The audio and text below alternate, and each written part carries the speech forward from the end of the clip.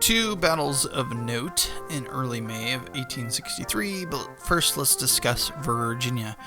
So nothing happened out in Virginia. However, I'm going to go on the offensive, hopefully, here.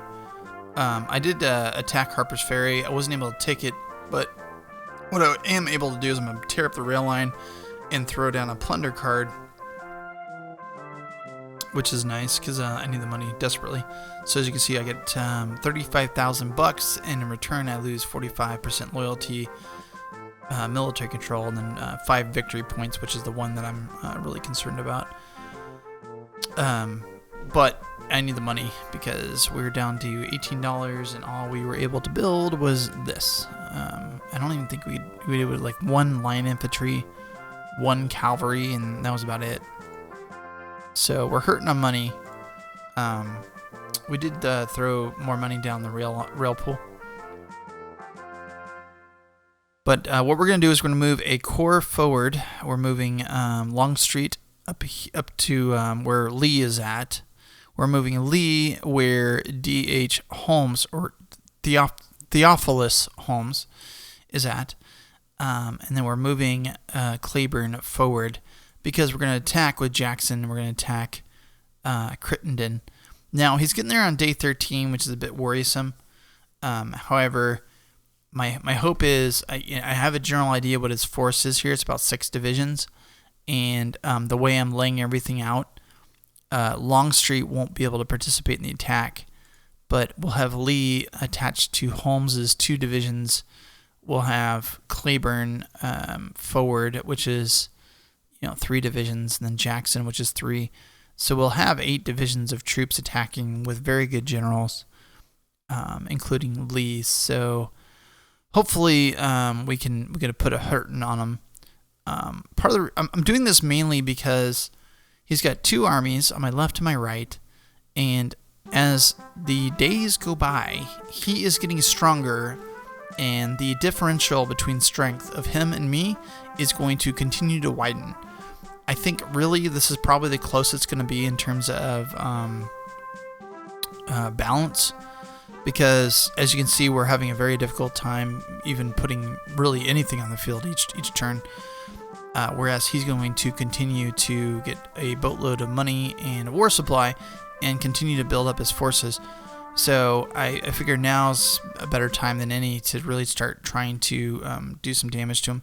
He did cross the river and attack me with his cavalry over here. It is what it is. It wasn't that impressive, to be honest with you. But he did cross the river with his cavalry, just like we crossed the river with our cavalry. And we did get Rhodes this turn. He is a 3-2-2. We're going to send him over and attach him to Johnston's army over on the Mississippi, over at Paducah, because we've dramatically reduced not only the strength but also the leadership of that particular army over on the Mississippi to address the incursion from Kentucky. So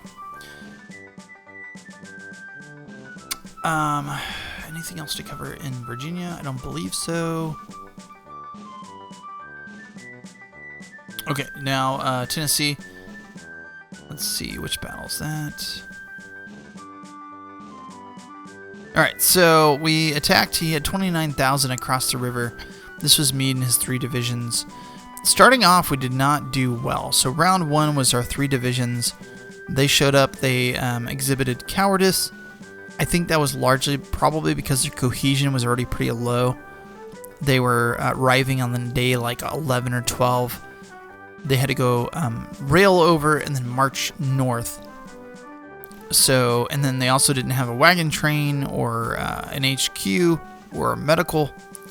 So, that I think it probably explains why they, in the first hour of battle, did not perform very well. He, on the other hand, performed very well. As you can see, he inflicted 27 hits, 197 on cohesion. We inflicted a bit more, surprisingly, to be honest with you, since we were attacking. But he held his ground pretty well. But on hour two, things changed.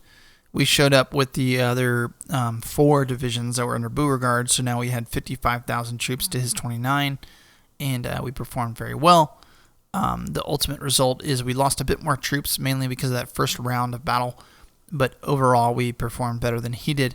Now, the catch, unfortunately, is that he got away. He crossed the river. I don't know where he crossed at, because he's not here. So I don't know how he got over here. Somehow he got to Lion. The only thing I can think of is that he had already... Oh, that's right. Sorry. Okay, so right here. I had my fleet here, and the only thing I can think of is that he fled across the river before my fleet arrived, which doesn't really make sense, because I want to say my fleet arrived on day 11 or 12, and the battle happened on day like 11. So I don't know how he got across. I'm a bit frustrated. My whole purpose of bringing this fleet here was twofold. One, to keep Lion from reinforcing Meade, but also to keep Meade from crossing the river back to his army. So that was not the kind of victory I was looking for. It's not what I was hoping for at all. But anyways. So I'm going to move this corps back to support these two. We now have the medical company attached. I'm going to put a wagon train attached to this corps, and then that'll be supporting Beauregard and Johnson. Beauregard, here's what we have: Shelby 5 defense, Franklin Gardner the 5 defense, and then Magruder 3 defense.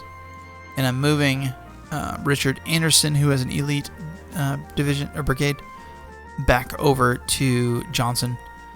And then, as you can see here, we've got Braxton Bragg, who's not that great, but we do have Breckinridge, who's pretty good.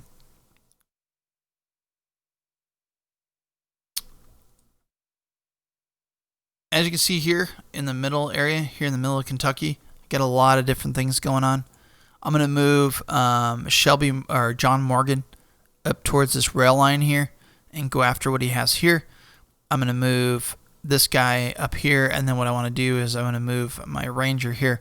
So I'll have 3 across the rail line to cut off supply to this massive army he has down here, because he doesn't have a lot of forward supply just yet. He's building a depot in Bowling Green, but that's, he's got a 1 depot here in Munfordville, and then a 1 depot up here in Louisville. But it's not a whole lot of supply for this massive army. So what I'm trying to do is get in his rear, tear up the rail lines, go after his supply lines, and then also go after his depots wherever possible. So I'm pushing a bunch of cavalry forward behind his rear. Over here, over in Ohio, I've got my Indians that I'm going to push over towards his depot up here. Partisans to go after this rail line. More partisans to go after this rail line, also because he has a depot over here. And really what I'm trying to do is get in his rear, destroy depots, tear up rail lines, and just trying to make his life as uncomfortable as possible. I'm doing the same thing over here in Illinois. Go after this depot up here and this rail line. That's the goal anyways, going forward. Now in the far west, things did not go very well at all. So we had 4988. He had twice the number, and which I'm kind of wondering how he has so many more troops than I do in one division. But anyways, there was 3 hours of battle, and the ultimate result was we lost a lot, and he didn't lose as much, and we're going to lose. So, pretty sure the far west is done. We're going to try and get back here, get this entrenchment to at least make it difficult for him to attack me, but pretty sure we've lost the far west for good. Now, I kind of wonder if I had taken the bait and not gone after these forts over here, if the situation would have been different. But I think the reality is he's got so many more troops than I do. I don't think it would have made a difference. Most of these guys are basically militia, mounted militia, whereas his guys are actual cavalry or actual infantry. So I'm not all that hopeful that it would have really made a difference anyways. I'm going to move Van Dorn over here on my left flank of the west back. I was able to get military control here, and I'm really just going to hold this as long as I can and then burn it and bounce out of there. Otherwise, nothing else going on. As you can see, I think I showed this previously, but let's just go over it just right quick.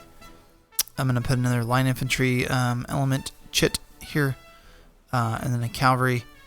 And then I'm building a little bit. I built a skirmisher and a couple of 3 element brigades. Well, that's it. I mean, we're hurting on resources right now. That's why those plunder cards are going to be very helpful going forward. So I'm going to do the plunder cards. That's part of the reason I'm doing this offensive up in the middle area, is to get those plunder cards and get that money. And then in another 2 turns, so early June, we should be able to get our bonds, which will be very helpful and get us through to the winter time. All right, I appreciate you guys watching. As always, like, subscribe, mainly just so that other people can find these videos, so they can find these kind of games and get into them. It's not really for us because we don't make any money off these things. But then if you have any comments, please leave them. I do, as best as possible, try and read all the comments that you leave and reply in kind. So, all right, thanks.